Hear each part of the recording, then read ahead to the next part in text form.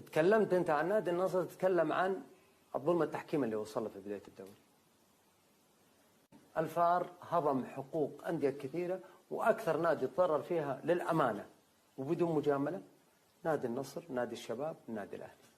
هذول اللي تضرروا تضرر واضح. والمشكلة إنه لما ترجع لتقنية الفار يبينون لك خطوط عكسية. طلعوا حكام خبراء وتكلموا إنه في ضربات جزاء، في فاولات، في كروت، في ما رجع له، قال المفروض يرجع له. طيب الآن مشكلتنا احنا مع الفار. يعني الحين كل فيران العالم صح إلا فارنا عندنا احنا.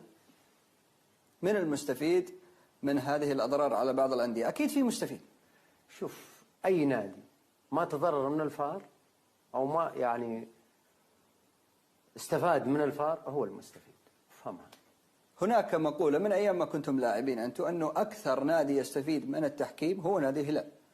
أنت مع هذه المقولة ولا لا؟ بما أنه الهلال الآن متصدر الترتيب. شوف، الهلال متصدر الترتيب ونادي له مكانته ويستاهل بكل تأكيد طبعا، ونادي دائما ثابت